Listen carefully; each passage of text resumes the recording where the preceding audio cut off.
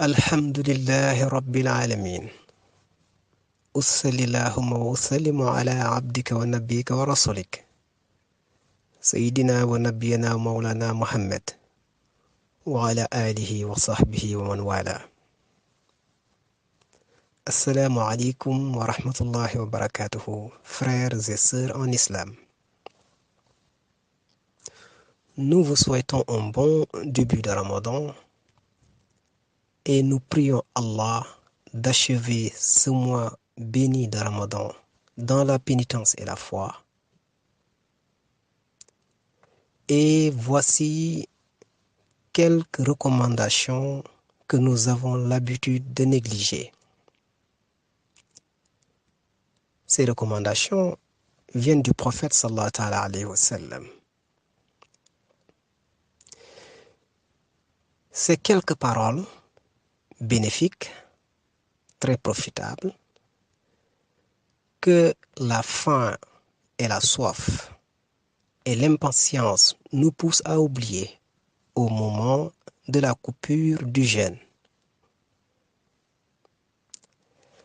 Le prophète sallallahu alayhi wa sallam nous a recommandé au moment de la coupure du jeûne de répéter quelques paroles. Des paroles bénéfiques, les façons de les répéter sont nombreuses, mais en voici une façon. Allahumma laka sumtu wa ala rizqika aftartu fataqabbal minni innaka anta as-sami'ul alim. Allahumma laka sumtu wa ala rizqika aftartu fataqabbal minni innaka anta as-sami'ul alim. Allahumma laka sumtu wa ala rizqika aftartu fataqabbal minni innaka anta as-sami'ul alim. Ô Dieu, ô Allah, ô mon Seigneur, c'est pour toi que j'ai jeûné. J'ai rompu mon jeûne en goûtant à tes faveurs. Allah, accepte mon jeûne, car tu es l'omniscient et tu entends tout. Voilà l'une des formules parmi les nombreuses formules qu'il sied de répéter au moment de la coupure du jeûne. Si on a aussi quelques besoins dont on voudrait que Allah, ou des prières qu'Allah exauce, alors on peut en même temps, au même moment, prier au moment de la coupure du jeûne, parce que le prophète sallallahu alayhi wa sallam a dit, à travers un hadith qui a été cueilli par Amr ibn al-Has, qui a dit que le prophète sallallahu alayhi wa sallam a dit que celui qui jeûne, sa prière est exaucée jusqu'au moment de sa coupure du jeûne. C'est pourquoi le moment de la coupure du jeûne est un moment très important pour faire des prières. Malheureusement, certaines personnes, poussées par la faim, poussées par la soif, oublient de mentionner le nom d'Allah au moment de la coupure du jeûne. Qu'Allah nous éloigne de cette négligence. En voici encore quelques recommandations. Certains d'entre nous ont l'habitude de ne pas couper leur jeûne quand il le faut. Ils pensent être braves, qu'au moment où on doit couper les jeûnes, ils se disent, ils ne prennent pas de temps pour prendre des dattes ou prendre quelques gorgées d'eau.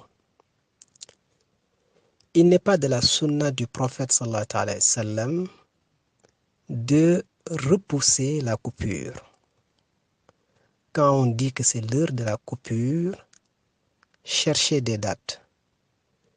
Une date, 3 dates, 5 dates ou 7 dates. Si c'est impair, c'est meilleur. Mais quand on a 2, on peut consommer. Quand on a 4, on peut consommer. Mais quand c'est impair, C'est beaucoup plus recommandé. Et tout un chacun qui voyage ou qui ne voyage pas ne doit pas repousser la coupure. Quand c'est l'heure, il faut chercher les dates et couper son jeûne. Si on n'a pas de date, le prophète sallallahu alayhi wa sallam avait l'habitude de boire quelques gorgées d'eau. Même si c'est une seule gorgée d'eau, il faut boire une seule gorgée d'eau pour couper son jeûne. Et même après ça, on peut attendre 1 heure ou 2 heures ou encore loin dans la nuit pour manger, alors on peut le faire. Mais il n'est pas recommandé au moment de la coupure du jeûne, au moment où on doit couper son jeûne, alors qu'on retarde la coupure. Ceci n'est pas une sunna du prophète sallallahu alayhi wa sallam. Et aussi une autre recommandation, c'est le suhoor, le manger de la nuit. La plupart des gens, la plupart des jeûneurs n'ont pas l'habitude de faire cela à cause du sommeil. Ne pas le faire n'est pas un péché, mais le faire est encore meilleur. Car le prophète sallallahu alayhi wa sallam a dit, la différence entre notre jeûne et le jeûne des sociétés antérieures, c'est le repas après minuit, c'est le suhoor. Donc si le prophète dit cela, donc il est très important de faire le suhoor. Et ensuite il a dit fihi baraka. Le suhoor, le dernier repas de la nuit, est une bénédiction. Et cela encourage et facilite aux jeûneurs et aux serviteurs de célébrer, de faire des prières. Il lui donne de l'énergie pour passer le reste de la nuit à adorer son Seigneur.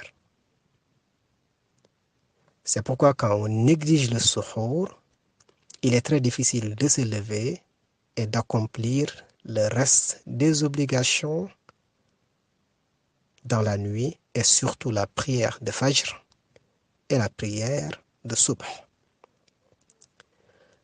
Qu'Allah nous comble de faveurs, qu'Allah nous illumine, qu'Allah fortifie notre foi et qu'Allah nous permette de parachever ce mois béni de Ramadan dans la foi et la pénitence et qu'il accepte notre jeûne. Assalamu alaikum wa rahmatullahi wa barakatuh.